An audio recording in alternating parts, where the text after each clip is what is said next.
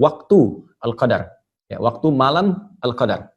Jadi kalau kita sudah sebutkan Lailatul Qadar, kita bisa tutup kalimat malamnya karena Lailah itu sudah berarti malam, ya, malam istimewa. Ya. Waktu Lailatul Qadar karena isyaratnya lail, malam, dan istimewa pakai tak di situ. Malam itu dibatasi dari mulai ba'da isya. Ya. Jadi kalau di Indonesia sekarang misalnya ba'da isya 7:30, nah dengan sunnahnya taruhlah misalnya jam 8 ya. Itu terbentang luas sampai ke menjelang fajar. Ya, kalau bahasa Al-Qur'annya langsung di surah Al-Qadar itu salamun hiya hatta matla'il fajr. Lihat ujung ayatnya. Hiya itu menunjuk ke Lailah, ya, dhamirnya muannats. Hiya, ya, malam Al-Qadar itu hatta terbentang luas, matla'il fajr sampai menjelang fajar. Ya, hatta itu menunjuk kepada ujung sesuatu, ya, ujung sesuatu. Kalau ila ghayah sampai ke tujuannya, kalau hatta ya itu sampai ke batasnya. Ya, batas itu matla' tadi yang tadi saya sebutkan lewat Quran surah Al-Qadar.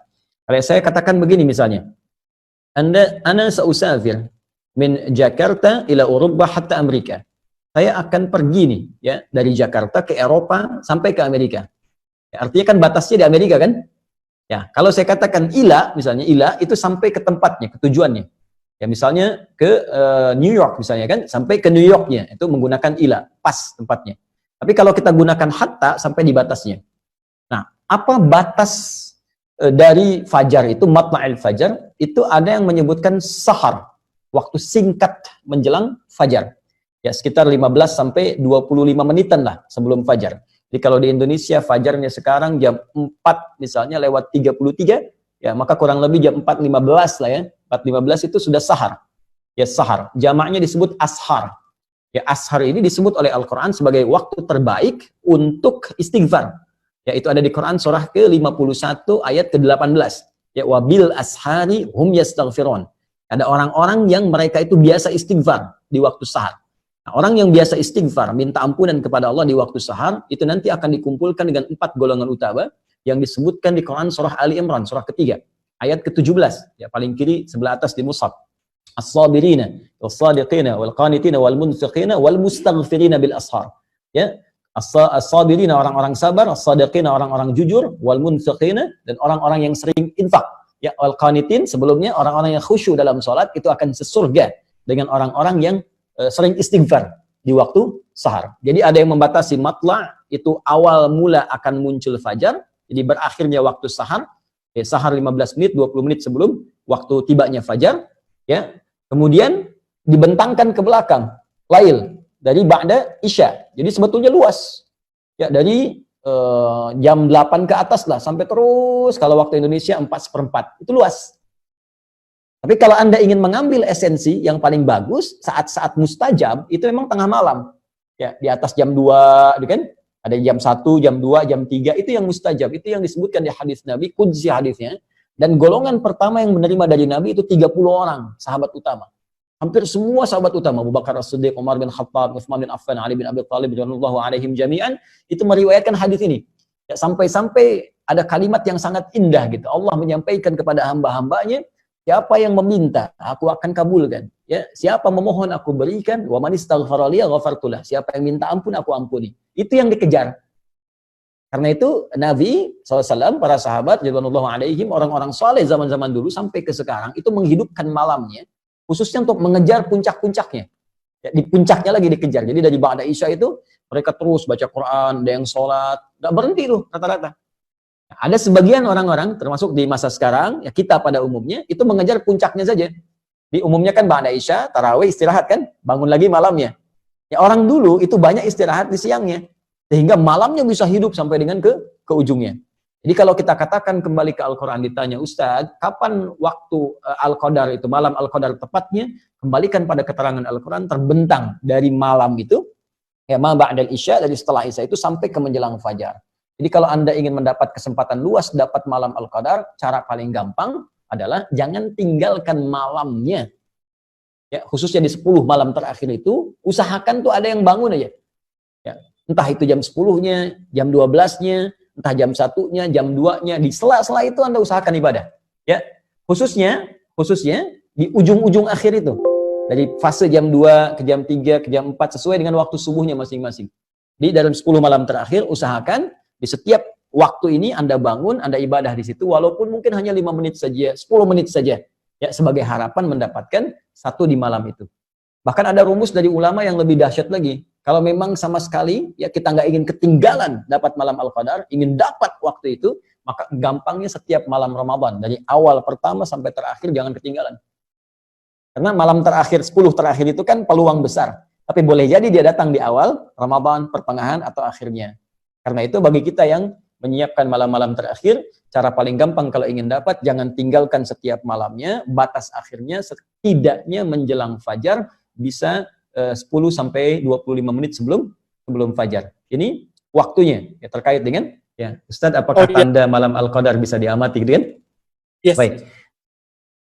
Tanda Al-Qadar yang tersebar dalam referensi hadis-hadis Nabi SAW, khususnya di hadis Muslim, itu tidak memberikan tanda di awal, tapi lebih kepada tanda di akhir. Ya, tanda di awal yang saya maksudkan waktu menjelangnya, itu nggak ada yang spesifik. Nabi pernah bermimpi, Sallallahu Alaihi Wasallam, ya, bermimpi ditampakkan oleh Allah malam Al-Qadar. Ya, terus keadaan setelahnya Nabi sedang dalam keadaan salat tahiyat, ketika salam nampak lumpur, jadi di keningnya. Ya, lumpur ini nampak karena begini, di zaman Nabi itu kan masjidnya itu masih terbatas, alasnya masih tanah, kan? Kemudian tiang-tiangnya pelepah kurma, atapnya itu dari daun-daun kurma. Jadi kalau memang hujan ya hujan, bocor basah. Nah, jadi ketika hujan itu basah, pasti orang sholat itu ini kotor, ya bagian atasnya kotor. Gitu. Kalau panas ya panas. Ada sebagian sahabat yang sampai menghamparkan kayak sapu tangan untuk bisa menahan panasnya saat sujud. Anda bisa bayangkan dalam kondisi seperti itu masih semangat menunaikan sholat. Ya, ini dalil kebolehan perempuan pakai mukena, walaupun ada sedikit ya yang menghalangi dengan keningnya. Ini bukan penghalang sebetulnya, yang mukena itu. Ya, ini disampaikan dalam satu riwayat tadi yang sahabat menghamparkan semacam sapu tangan untuk bisa menjembatani dengan tanah. Ini diambil oleh para ulama kebolehan mukena, ya, walaupun akan lebih bagus kalau dibuka sehingga ini bisa nempel, tapi kalau tertutup tidak sengaja karena batas yang kecil, tidak ada masalah, termasuk kebolehan dalil menggunakan sajadah. Nah, poinnya ketika Nabi SAW bangun, itu oleh Allah dibuat gaib, dibuat lupa. Ya, waktunya kapan? Malam keberapakah? Apakah pertama, kedua, terakhir? Oleh Allah Subhanahu wa taala dibuat lupa. Tapi tanda itu masih nampak. Saya kata Nabi SAW itu tampak di kening saya itu ada lumpur. Nah, yang paling menarik, ketika ada satu waktu keesokan harinya, ya, itu Nabi SAW sholat dengan sahabat subuh-subuh, begitu salam teman-teman, assalamualaikum warahmatullahi wabarakatuh, dan salam terlihatlah di kening Nabi itu ada lumpur. Maka sahabat baru menyadari, Allah, tadi malam Al-Qadar. Ya, tadi malam Al-Qadar, tadi malam Lailatul Qadar, gitu kan. Nah, dari sini ada yang sebagian mengambil ya kesimpulan bahwa itu ditandai dengan hujan sebelumnya, gitu kan? Tandai dengan apa? Tapi sesungguhnya nggak ada narasi seperti itu. Ya, narasi-narasi yang disampaikan tanda kebanyakan setelahnya. Ya, bisa ada hujan, bisa cuaca cerah, bisa jadi karena mungkin peristiwa spesifik pada zaman Nabi saja pada saat itu keadaannya mungkin hujan, ya. Boleh jadi di masa-masa yang berbeda mungkin tidak hujan. Ya, mungkin keadaannya nyaman, tenang. Nah, hanya ada digambarkan bahwa malam Paskah itu oleh Al-Qur'an disebutkan kalimatnya salam. Salam, tenang, damai. Nah, ini, jadi ada feel ya yang diberikan ke dalam perasaan kita. Jadi kata Allah tuh, feeling kita di hati tuh malam ini kok beda ya. Salamun. Lihat di surah Al-Qadar di ujung ayatnya. Salamun hiya hatta matla'il fajr. Salamun. Malam itu begitu tenang, damai. Jadi ada suasana satu malam yang terasa bagi sementara orang itu kok enak banget ya. Ibadahnya enak, nyaman, berdoa tuh kayak khusyuk gitu. Nah, itu ada yang menyebutkan dari sini itu tanda yang diberikan oleh Allah ke dalam jiwa kita. Ya. Baik, dan keesokan harinya itu digambarkan suasana alam. Ini kalau ini benar riwayatnya ya, lebih tenang, kemudian nggak terlalu mendung, nggak terlalu terang, kelihatan tumbuh-tumbuhan tuh sejuk, gitu kan? Kayak habis bersujud, kayak habis tenang kan. Kenapa digambarkan begitu tenang? Karena di Al-Qur'an disebutkan riwayat ya dalam firman Allah Subhanahu wa taala bahwa malaikat turun semua. Tanazzalul malaikatu warruhu fiha. Allahu akbar. Ya, ruh itu kan malaikat Jibril. Malaikat Jibril itu tugasnya selesai ketika Nabi wafat. untuk memberikan wahyu.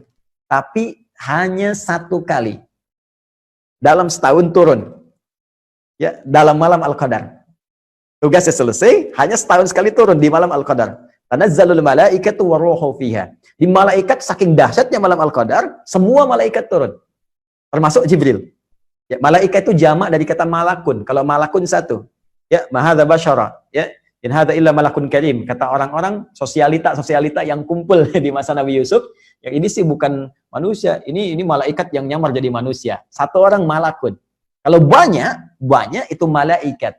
Jadi saking padatnya bumi, itu malaikat turun. Saya punya bejana nih, ini kan kalau ini pot ya. Kalau ini saya kosongkan, teman-teman. Saya isi 1-2 kelereng. Saya goyang-goyang gini bunyi kan? Kan? Tapi kalau saya isi penuh kelerengnya. Semua sini. Saya goyang-goyang ini diam kan? Nggak ada suara.